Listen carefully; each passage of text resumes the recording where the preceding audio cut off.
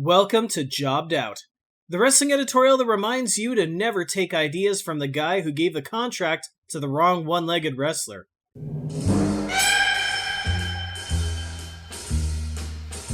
Oh, the Diva Search. Believe me, one day this thing deserves its own episode. The Diva Search was basically a publicity stunt in the mid-2000s where the WWE was going to give contracts to lingerie models.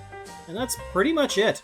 The fans hated it. Mostly because rather than get high-quality wrestling matches on their wrestling shows, they got, well... Hi, America. Are you looking for something sweet and spicy? Well, actually, it's not that spicy. Having a in your mouth has nothing to do with wrestling. What is going on here? It was Eugene. He told us it was okay. Eugene said we could come in here and... Oh, you think you're funny? No. My butt's hungry. What? It's been munching my panties all night, so I'm gonna have to feed it. Oh my gosh! Ah! Now here's the thing.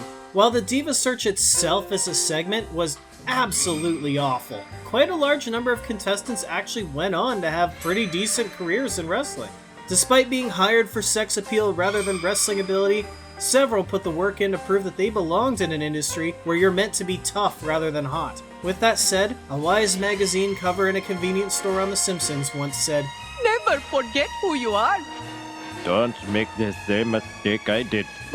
So in honor of Playboy's anniversary, let's take another look. This is Freaks 5 More Playboy Models in Pro Wrestling, the Diva Search edition. Number 5. Christy Hemi. Hello!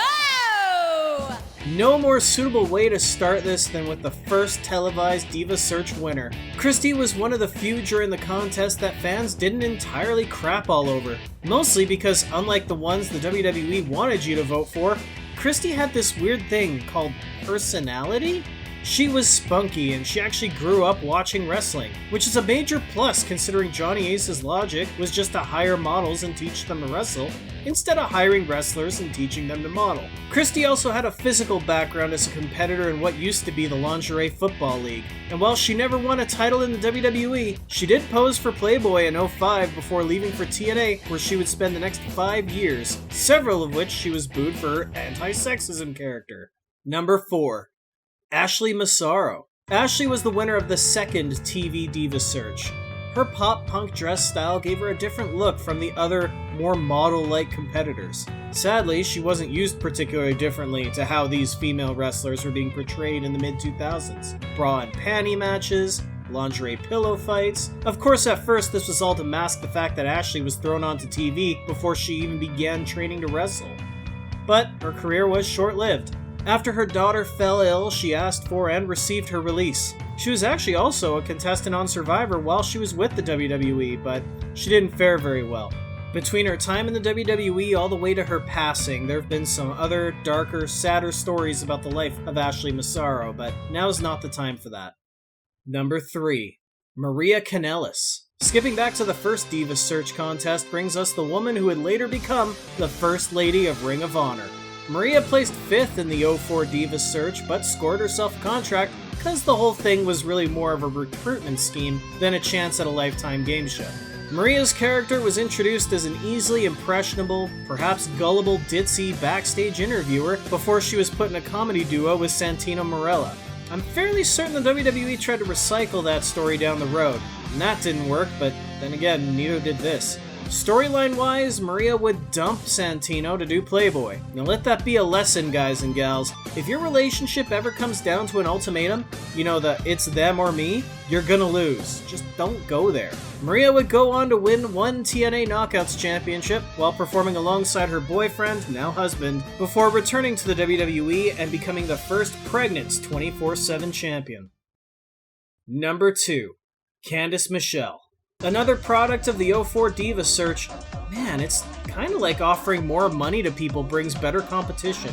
Anyway, Candace was a bit of a late bloomer, but probably the one who blossomed the most. She wasn't particularly liked by wrestling fans at first. She was bland eye candy with a resume in TV, movies, and softcore porn, something that I'll dive deeper into some other day, but for now. The WWE embraced Candace as a sultry heel sex symbol, the kind that breaks up marriages. And you know what? In terms of wrestling, she got better. By 2007, she was actually one of WWE's better female performers, even if the bar was set rather low at this point. She would win a women's championship, and eventually, the 24/7 title. Before I get to number 1, I do have an honorable mention. Taryn Terrell. While other names on this list went on to win titles, Taryn has an achievement on her books that others just can't claim. She was a general manager of an entire brand. Granted, that brand was WWE's ECW, but hey, still a brand, still GM. Neat, huh? So what Diva Search contestant accomplished more than champions and general managers, and on top of that, can say she was a Playboy model? The number 1 pro wrestler who also posed for Playboy is Maurice Mazzanin. That's right, the former 2-time Divas champion was a Playboy cover girl. Cover bunny? Cover vixen? Whatever. On top of her time in the WWE, her WrestleMania moment, her time on Total Divas and Total Bellas, even getting her own spin-off show Ms. and Mrs., Maurice was also in Sharknado 3. How about that? So there you have it, 5 pro wrestlers who also posed for Playboy, the Diva Search edition. Now I want you to tell me, of all of the Diva Search contestants, who were your favorites? Who would have been the one to make you go, oh yeah, I'm buying that magazine? And who do you think best represented the business when they crossed over? Let me know in the comments and be sure to subscribe for more because I want you to be a part of this conversation too. For now though, I better get my shoulders off the mat, so thank you for tuning in to Jobbed Out. I'll catch you next time.